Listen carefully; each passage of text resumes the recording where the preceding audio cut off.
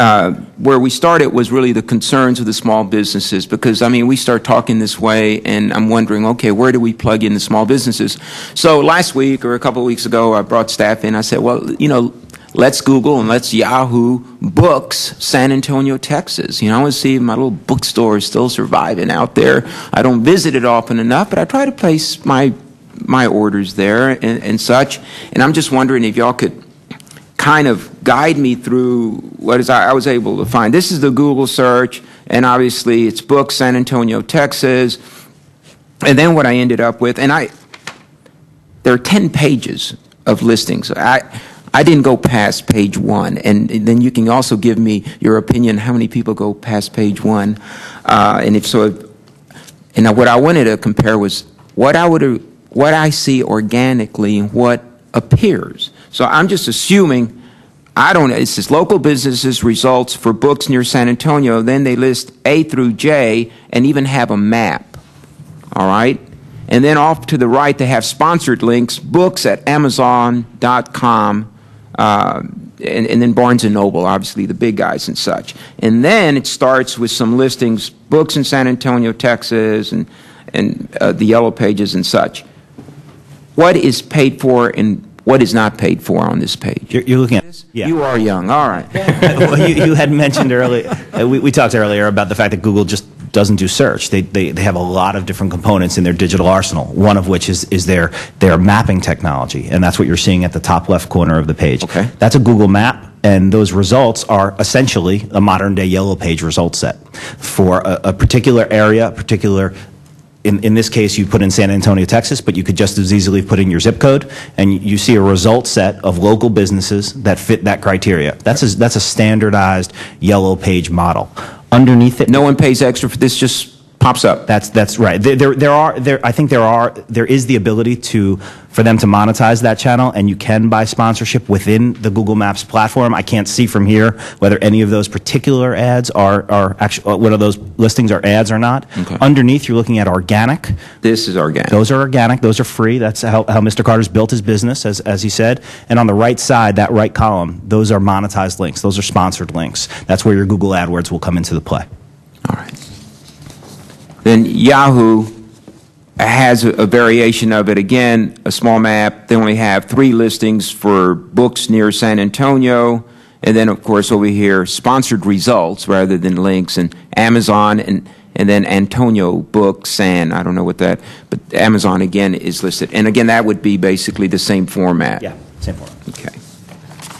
And if you're a small business, and now this is from Mr. Carter and Mr. Sonar and Mr. Snell, you guys, knowing that I'm probably not going to go past page 1, right? There's 11 pages on Yahoo or 10 with Google and such. But your experience would be on the organic side. You want to be somewhere in this first page, You right? want to be number 1.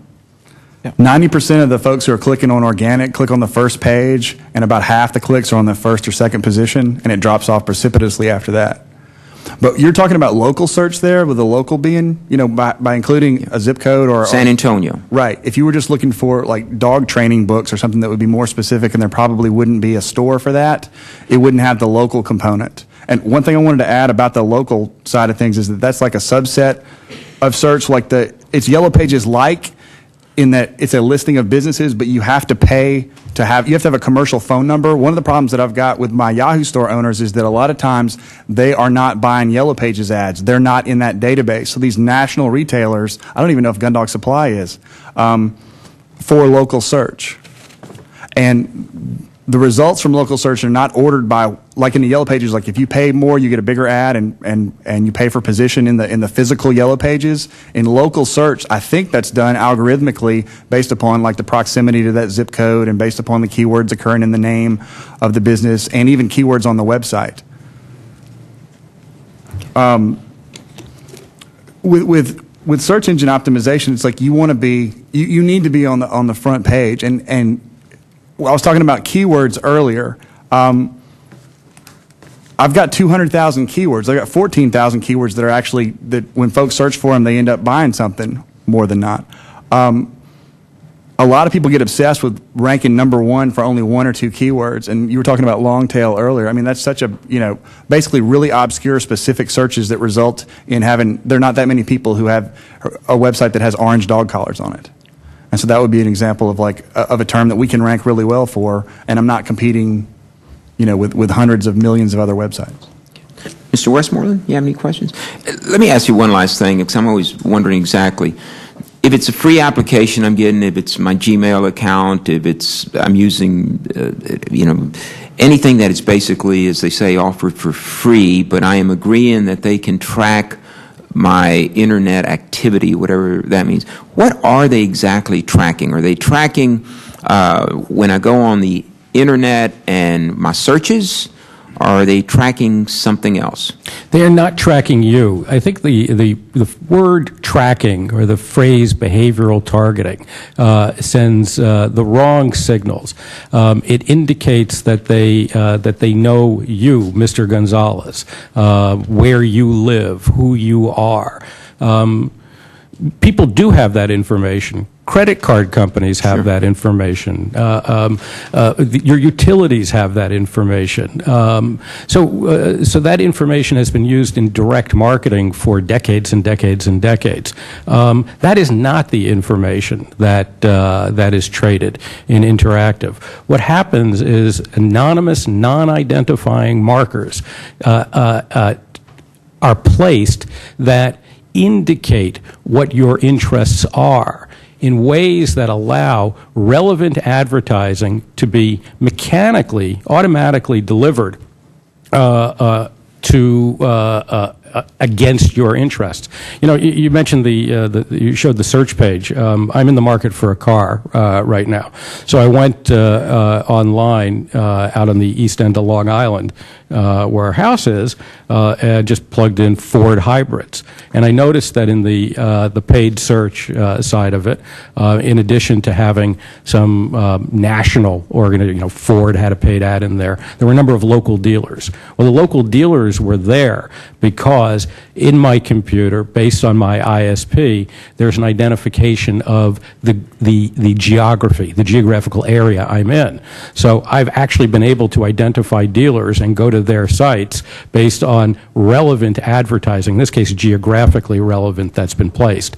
I think that the terminology has done us ill. Tracking and targeting give the sense of a deer in the gun sights, and that's not what is being used here. What's being used are anonymous technological markers that indicate relevance to you based on your activities.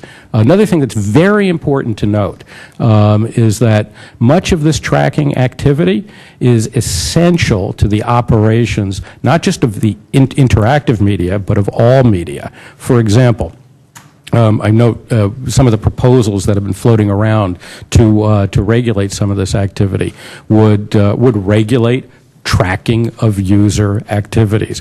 Well, tracking of user activity is the main way that websites use to set advertising prices. It's the only way they have to measure their audiences, is to know how many people are coming in. That's done through those markers, through those cookies.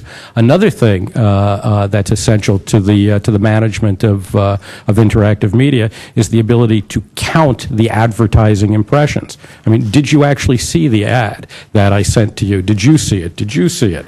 Well, the only way to count those deliveries is through the same tracking mechanisms. So it's very important to understand that so-called tracking is what we use for assessing audience size to set prices, what we use to assess the accurate delivery of ads and to know how to charge our customers, and also to be able to deliver things that are completely, as much as possible, relevant to your interests. It would seem to me the more information that we have and the particular taste and behavior of a consumer, the greater chances it would be that a small business might be able to provide that particular service or product with more specificity, just because we have this consumer DNA that we built up.